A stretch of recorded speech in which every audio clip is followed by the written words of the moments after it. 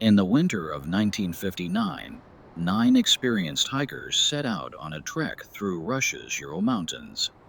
What followed became one of the most chilling and enduring mysteries of the 20th century.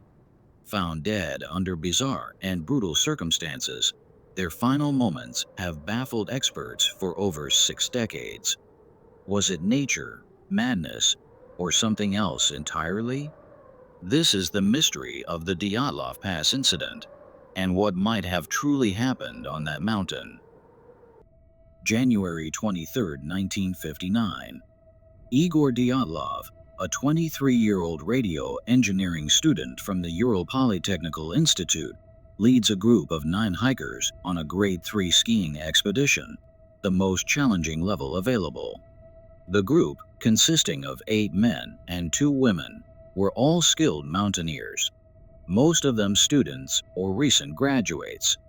Their goal was to reach Otorten Mountain, a remote and rugged peak in the northern Urals.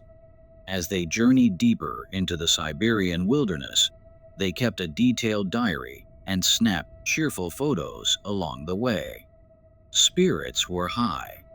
They skied through sub-zero temperatures and camped in snow-laden forests. Nothing indicated this would be their final journey. By February 1st, they had set up camp on the eastern slopes of Kolitsiakal, a name that, in the language of the indigenous Mansi people, means dead mountain. Harsh weather and poor visibility had driven them slightly off course. Strangely, instead of retreating into the safety of a wooded area below, they chose to pitch their tent on the barren, exposed slope. Was this for practice, a strategic move, or a fatal misjudgment? When the group failed to send expected telegrams confirming their safe return, concern began to mount. Relatives and fellow students pushed for a search. By February 26th, rescue teams, including students, military personnel, and volunteers, discovered the campsite. What they found was beyond unsettling. The tent was still partially standing, but it had been sliced open from the inside.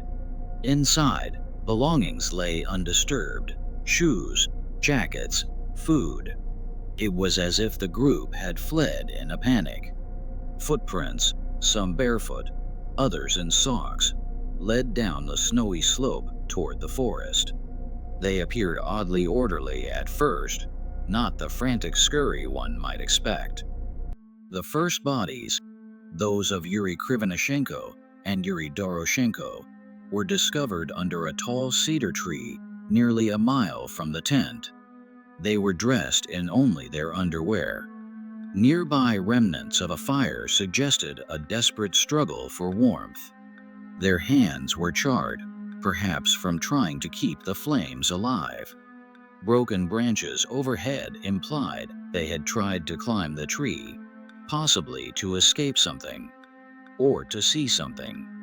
3 more bodies, Dyatlov, Zina Kolmogorova, and Rustam Slobodin, were found between the tree and the tent, as if they had tried to return but succumbed to the cold.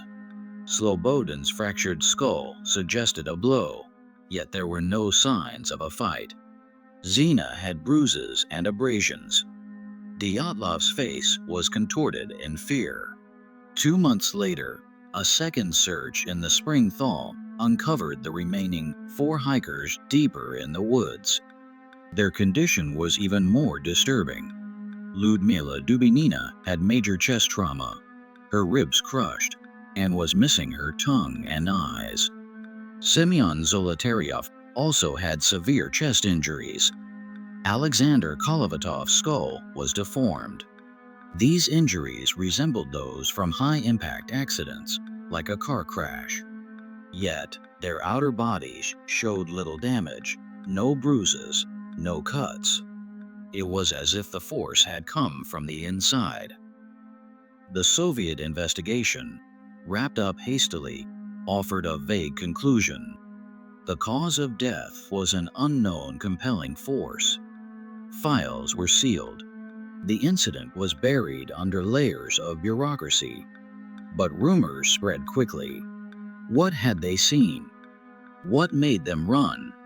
Some believed the military was testing secret weapons, possibly parachute mines or radiological bombs. The area was known to be near classified testing zones. Others cited evidence of strange orange orbs in the sky, reported by nearby hikers and residents.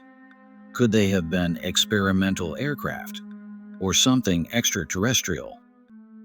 Then came the theory of infrasound. A rare weather phenomenon could have generated frequencies causing panic and disorientation. Avalanche theories were popular too, but the slope was shallow, and there was no clear sign of a snowslide.